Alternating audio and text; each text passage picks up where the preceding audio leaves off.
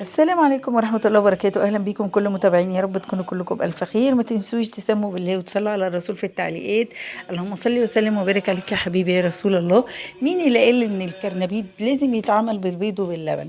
أنا عملت الكرنبيد ده اللي انتوا شايفينه زي الفل وطعمه تحفة، كريسبي من بره وطري وجوسي من جوه، من غير ولا بيض ولا لبن ولا أي حاجة. بصي كده، بوريكي بس الصوت بتاع الخرفشة بتاعته. أول حاجة حلة على النار وحطيت فيها شوية ملح وشوية كمون، وممكن كمان تحطي معلقتين من اللبن علشان خاطر بس يبيض لونه ويخليه ناصع معاكي. أنا من عادتي إن أنا لما بحط الكرنبيد بملى نص الحلة مية وبحطه زي ما هو كده.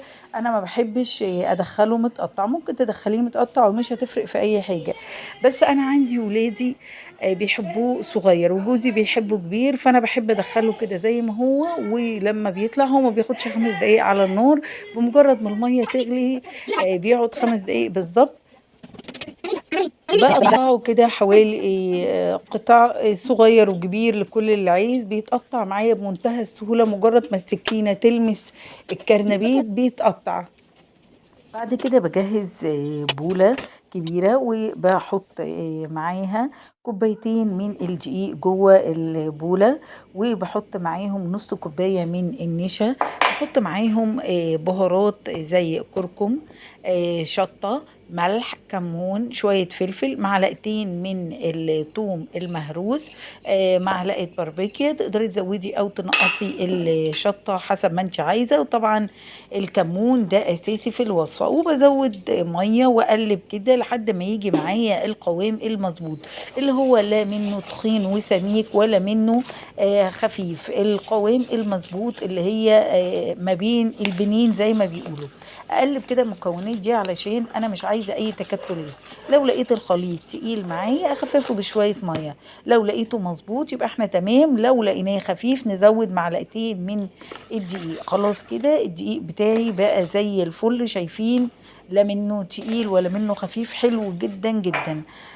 تمام كده. وكمان ما فيهوش كلكعه. بجيب بقى الكرنبيت اللي انا سلقته واحطه في البوله، واشبعه كويس قوي بالتتبيله ديت، لان التتبيله دي بتنقل الكرنبيت بتاعي في حته تانية.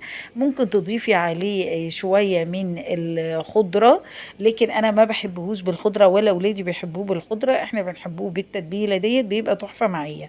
اسيبه بقى كده في التتبيله واقوم جايه محضره نفس المواد الجافه، هي الدقيق بالنشا بالملح بالفلفل بالكمون بالشطه بالباربيكيا بالكركم، كده. لكن بنلغي الميه وبنلغي الثوم. وابتديت ان انا احط الكرنبيت هنا.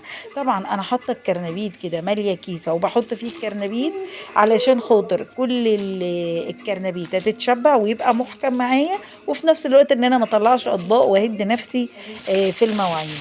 اجيب بقى الزيت بتاعي بعد ما اخلص الكرنبيت كله واشربه كويس قوي بالدقيق والنشا اللي انا حطاه.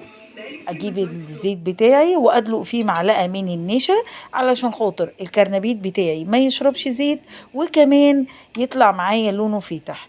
ودي النتيجه النهائيه. بصي كده بالظبط كده، شكله تحفة تحفة تحفة. اللهم بارك، جميل، خفيف، مش شارب زيت. مش قادرة اقولك قد ايه الوصفة كانت جميلة. لو بيعجبك محتوى قناتي يا ريت ما تنسيش لايك وشير وسبسكرايب، واشوفكم ان شاء الله على خير في فيديو جديد. مع السلامة.